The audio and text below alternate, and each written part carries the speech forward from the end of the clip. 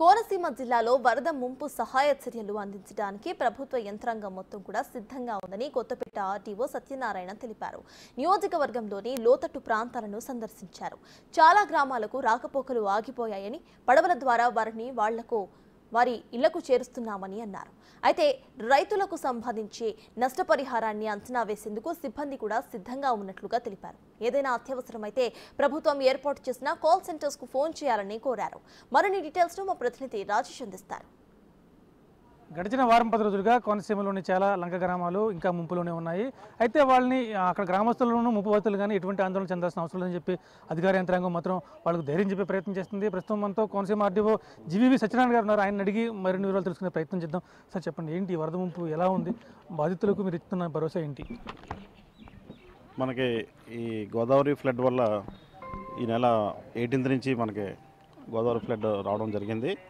మనకి కొత్తపేట డివిజన్లో మొత్తం 3 మండలాలు, ముఖ్యంగా 2 మండలాలు పీగన్నవరం, అయినవల్లి మేజర్గా కొన్ని ఎక్కువ యాప్టేషన్స్ హౌసెస్కి కాజ్వేస్లో ఎఫెక్ట్ అయింది. పీగన్న అదేవిధంగా రావులపాలెం హ్యాబిటేషన్, ఓబులంక హ్యాబిటేషన్, పిచ్చుకులంక 110 ఫ్యామిలీస్ సంబంధించి ఊళ్ళోకి వెళ్ళే వే కట్ అయిపోవడం వల్ల, అంటే వే మీద వాటర్ వచ్చేయడం వల్ల వాళ్ళకి అక్కడ బోట్స్ ఏర్పాటు చేసి వాళ్ళకి కావాల్సిన ఫెసిలిటీస్ ఏర్పాటు చేసాం. డ్రింకింగ్ వాటర్ కానీ అక్కడ ఎలక్ట్రికల్ కానీ ఏమీ గ్రామంలో ఇళ్లలో కానీ అంటే కేవలం ఆ ఊరికి వెళ్ళడానికి రోడ్డు మాత్రం మునిగిపోయింది. అదేవిధంగా మనకి పీగన్నవరంలో కూడా గంటి పెద్దపూడి హ్యాబిటేషన్లో 4 హ్యాబిటేషన్స్ ఉన్నాయి. నియర్లీ 850 పాపులేషన్ ఉంది అక్కడ. ఈ పాపులేషన్కి సంబంధించి కూడా మనకి ఫస్ట్ వార్నింగ్ రాకముందే హెవీ రైన్స్ పడడం, గోదావరి ఫ్లడ్ ఒకేసారి రావడంతో అక్కడ 18th ముందే కట్ అయిపోవడం జరిగింది. అక్కడ ఫస్ట్ వార్నింగ్ బిఫోరే. అక్కడ సంబంధించి నిత్యావసర వస్తువులు కానీ రేషన్ కానీ వెళ్ళిందేసి ఇలా జరిగింది. అవును, మనం జీవోఎంఎస్ నెంబర్ 33-34 గవర్నమెంట్ ఇష్యూ చేయడం జరిగింది. దీని ప్రకారంగా మనం ఎక్కడైనా రిలీఫ్ క్యాంప్స్ ఇక్కడ నుంచి ఎవరైనా ఎక్కడైనా తరలిస్తే పెడితే వాళ్ళు రిలీఫ్ క్యాంప్స్ నుంచి వచ్చే ముందు 3000 ఇవ్వాలి. మనకు అటువంటి పరిస్థితులు ఎక్కడ లేవు. మనకంతా కూడా వాళ్ళు సేఫ్గా ఇప్పుడు గంటి పెద్దపూడి యాప్టేషన్స్, 4 యాప్టేషన్స్ కూడా వాళ్ళ ఇంట్లోనే ఉంటున్నారు. వాళ్ళ ఇళ్ళలోనే వాళ్ళు ఉంటున్నారు. వాళ్ళకి కావాల్సిన ఫెసిలిటీస్ అన్నీ కూడా వాళ్ళు రావడానికి కూడా ట్రాన్స్పోర్ట్ ఫెసిలిటీస్ ఇచ్చాం. వాళ్ళు బయటికి ఎమర్జెన్సీ నీడ్ కానీ బోట్లు కూడా ఏర్పాటు చేశారంట కదండి. వాళ్ళకి మామూలుగా రావడానికి వెళ్ళడానికి అన్ని మనం ప్రత్యేకమైన బోట్స్ స్పెషలిస్ డిపార్ట్మెంట్ కంట్రోల్లో పెట్టి అక్కడ 24/7 అంటే మనం బోట్స్ అయితే మార్నింగ్ 6 to ఈవినింగ్ 6 వరకు లైటింగ్ 1 వరకే తిప్పుతాం. అక్కడ ప్రత్యేకమైన సిబ్బందిని ఏర్పాటు చేయడం జరిగింది. ఫెసిలిటీ డిపార్ట్మెంట్, పోలీసు, ఫైరు అందరూ ఉన్నారు. అదేవిధంగా విలేజ్లో మనకి ఇప్పుడు జీవోఎంఎస్ నెంబర్ 33 ప్రకారంగా మనం రిలీఫ్ మెజర్స్ అన్నీ కూడా చేస్తున్నాం. Already rice. ఎన్ని గ్రామాలు ఉన్నాయి సార్? ఎంతమంది ముంపు బాధితులు ఉన్నారు? మనకి గంటి పెద్దపూడికి సంబంధించి అయితే దాదాపు 11 హ్యాబిటేషన్స్ ఎఫెక్ట్ అవుతున్నాయి మన పీగన్నవరం మండలానికి. దాంట్లో 27 హ్యాబిటేషన్స్, దాంట్లో పార్షియల్లీ కొన్ని ఉన్నాయి, కొన్ని ఫుల్లీ ఉన్నాయి. అన్నీ కూడా రోడ్ యాక్సెస్ కట్ అయిపోవడం, ఊళ్ళోకి వెళ్ళే దారి మీద వాటర్ వచ్చేయడం వల్ల అక్కడ ఎక్కడైతే రిక్వైర్మెంట్ ఉందో అక్కడ బోట్స్ ఆల్రెడీ ఏర్పాటు చేసాం. గంటి పెద్దపూడికి అయితే 4 బోట్స్ ఉన్నాయి. అదేవిధంగా మనకి ఏనుగులపల్లి ఈ రోజు నుంచే బోట్స్ మనం రన్ చేస్తున్నాం. ఇప్పటివరకు బోట్స్ లేదు. మామూలుగా పబ్లిక్కి మూవ్మెంట్ బాగానే ఉంది. అదే ఇక్కడ కూడా 844 ఫ్యామిలీస్ ఉన్నారు ఏనుగుపల్లికి. ఇక్కడ కూడా మనం అందరికి కూడా రైస్, ఆయిల్, ఆనియన్స్, పొటాటో అన్నీ కూడా ఇస్తున్నామండి. ఆల్రెడీ రైస్ డిస్ట్రిబ్యూషన్ స్టార్ట్ చేశారు. నిన్న ఇచ్చారు. మిగతా వాళ్ళు కూడా ఇంకా ఎఫెక్టెడ్ అందరికి కూడా ఐడెంటిఫై చేసి అందరిని కూడా యాడ్ చేస్తున్నాం. అదేవిధంగా అయినవల్లి మండలంలో కూడా దాదాపు 4303 ఫ్యామిలీస్ని అక్కడ కూడా ఈ కాజ్వేస్, ఈ వాటర్ వాళ్ళకు కూడా ఈ విధమైన ప్రాబ్లం ఉంది. దానివల్ల అక్కడ కూడా బోట్స్ పెట్టారు. ఆల్రెడీ కూడా గస్తీలో మామూలుగా పోలీసు, రెవెన్యూ అందరూ కూడా అక్కడ కూడా లైఫ్ జాకెట్స్ తోటి అందరినీ కూడా ట్రావెల్ అయ్యేలాగా ఇన్స్ట్రక్షన్ ఇచ్చి ఆ విధంగా చేస్తున్నాం. దాంతోపాటు వ్యవసాయ రంగం కూడా చాలా తీవ్రంగా నష్టపోయింది. వేలాది హెక్టార్లో పంట నష్టం సంభవించిందన్నారు. మన పరిధిలో ఎన్ని ఎకరాల్లో ప్రధానంగా ఏ పంటలు ఎక్కువగా నష్టపోయినాయి? మనకి ఎక్కువగా ప్యాడీ, తర్వాత హార్టికల్చర్ క్రాప్స్. మనకి అంతర్ పంట ఇప్పుడు కొబ్బరి తోటలో బనానా ఎక్కువ వేస్తారు. ఈ బనానా ముంపులో ఉంది.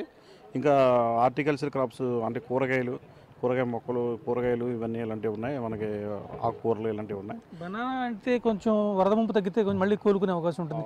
ఇక కూరగాయ పంటలు అంటే ఉద్యాన పంటలు అయితే మాత్రం 100% డ్యామేజ్ అయిపోయినట్టుగా. అది మనకి ఇప్పుడు ఫ్లడ్ అంతా తగ్గిపోయిన తర్వాత ఇప్పుడు సెకండ్ వార్నింగ్ పొజిషన్ ఉంది. భద్రాచలం దగ్గర కూడా ఫస్ట్ వార్నింగ్ కంటిన్యూ అవుతుంది. ఫస్ట్ వార్నింగ్ విత్డ్రా చేసే పరిస్థితిలో ఉంది. కాబట్టి మనకు కూడా వార్నింగ్స్ అన్నీ అయిపోయిన తర్వాత నార్మల్ పొజిషన్ వచ్చినాక అంతా ఎన్యూమరేషన్ చేసి ఎక్కడైతే క్రాప్ డ్యామేజ్ ఉందో అదంతా కూడా మేము చేయడం జరుగుతుంది. నిన్న కూడా చేసి ఇరిగేషన్ శాఖ అధికారులు చెప్పారు 3వ ప్రమాద హెచ్చరిక వచ్చే అవకాశం లేదు, కాకపోతే ఈ ఫ్లో మాత్రం ఒక 4-5 రోజులు ఉండే అవకాశం ఉందన్నారు. దాని దిశగా మీరు ముందు జాగ్రత్త చర్యలు తీసుకునే అవకాశం అన్నీ తీసుకున్నాం, అన్ని జాగ్రత్తల చర్యలు తీసుకున్నాం. ఎక్కడైతే మనకి ఇప్పుడు ఇంకా వాటర్ లెవెల్ ఈరోజు ఈవినింగ్ వరకు మనకి ఎఫెక్ట్ ఉంటుంది మన కొత్తపేట డివిజన్లో, మన కోనసీమ డిస్టిక్లో. ఎందుకంటే అక్కడ తగ్గే కొంది మనకు పెరుగుతుంది 18 అవర్స్ డిఫరెన్స్లో. కాబట్టి మనకి ఈ రోజు వరకు ఉంటుంది. ఈరోజు ఈవినింగ్ తర్వాత నుంచి మనకి డిశ్చార్జ్ తగ్గుతూ వస్తుంది. మనకి రేపు ఈవినింగ్కి లోపు మనకి నార్మల్ పొజిషన్కి వచ్చేస్తుందని మేము ఇప్పుడున్న పరిస్థితిని బట్టి ఎక్స్పెక్ట్ చేస్తున్నాం. ఎన్డీఆర్ఎఫ్ బలగాలు కానీ ఎస్డీఆర్ఎఫ్ బలగాలు వచ్చారా, వాళ్ళ నుంచి మరి ఏమైనా ఉపయోగించుకున్నాం? ఎన్డీఆర్ఎఫ్ బలగాలు ఆల్రెడీ మన గండిపెద్దపూడి దగ్గర ఉన్నారండి. 24 మంది టీం అంతా ఉన్నారు అక్కడ. ఎక్కడ అవసరమైతే అక్కడ వాళ్ళని ఉపయోగిస్తాం. అలాగే ప్రజలకు అందుబాటులో ఉండే కంట్రోల్ రూమ్ ఏదో ఏర్పాటు చేశారని తెలిసింది, అది ఎక్కడ చేశారు, దాని నెంబర్ ఏమని చెప్తారు? ఆర్డీఓ ఆఫీస్లో ఉందండి, అలాగే తహసీల్దార్ ఆఫీస్లో ఉంది. మీకు నెంబర్ కూడా ఇస్తాం. అంటే ముంపు బాధితులకు మీరు ధైర్యం ఏం చెప్తారు? ముంపు బాధలకు సంబంధించి ఎవరు కూడా ఎటువంటి ఇబ్బందులు పడక్కర్లేదు. మీకు ఏ ఎమర్జెన్సీ నీడ్ ఉన్నా మీరు లోకల్గా విఆర్ఓ, పంచాయతీ సెక్రటరీ ఉన్నారు, లోకల్ తహసీల్దారు, మీకు ఆర్డీఓ ఆఫీస్ కంట్రోల్ రూమ్ కూడా ఉంది. అంతా కూడా మేము మీడియాలో ఇచ్చాము. కాబట్టి మీకు ఏదైనా సమస్య ఉంటే మాకు వెంటనే తెలియజేయచ్చు, మేము ఇమీడియట్గా అటెండ్ అవ్వడం జరుగుతుంది. Thank you. ఇది మొత్తం చూసుకుంటే కోనసీమ జిల్లాలో చూసుకుంటే ప్రస్తుతం ముంపు బాధితులకు కావాల్సిన అన్ని రకాల సౌకర్యాలు అందుబాటులో ఉన్నాయి, రేషన్ కూడా అందుబాటులో ఉంది. ప్రస్తుతానికి మాత్రం ఎటువంటి ప్రమాదం లేదు. అంటే మరో 4 రోజుల్లో వరద ముంపు తగ్గితే కనుక మళ్ళీ గ్రామాలకు మ్యాక్సిమం గ్రామాలు చూసుకుంటే ముంపు గ్రామాలకు రాకపోకలు అంటే రోడ్డు మీద నీళ్లు చేరడం వల్ల రాకపోకలు స్తంభించిపోయిన పరిస్థితి ఉంది. అయితే ఇంకా ఇళ్లలోకి మాత్రం నీళ్ళు వెళ్ళలేదు. ఒకవేళ ఆ పరిస్థితి ఉంటే కనుక ముందుగానే వాళ్ళని సురక్షిత ప్రాంతాలకు తరలించేందుకు సిద్ధంగా ఉన్నాం. అలాగే ఎన్డీఆర్ఎఫ్ బలగాలు కానీ ఎస్డీఆర్ఎఫ్ బలగాలు అంటే మరీ ప్రమాదం అనుకుంటే వాళ్ళని రంగంలో దించుతాం. అవసరం వాళ్ళు కూడా టీం కూడా సిద్ధంగా ఉన్నారు. ఇంకో ముఖ్య విషయం ఏంటంటే ప్రజలు ఎటువంటి ఆందోళన చెందాల్సిన అవసరం లేదు. దగ్గరలో ఉన్న వీఆర్ఓని కానీ తహసీల్దార్ గారిని సంప్రదించండి, లేకపోతే ఆర్డీఓ కార్యాలయం కానీ ఫోన్ చేయండి. ఏ క్షణంలో మీరు ఫోన్ చేసినా అప్రమత్తంగా ఉండేందుకు అధికార యంత్రాంగం అంతా సిద్ధంగా ఉందని చెప్తారు, స్పష్టంగా చెప్పారు. కేవలం రవిశంకర్తో రాజేష్, బిగ్ టీవీ, కోనసీమ జిల్లా.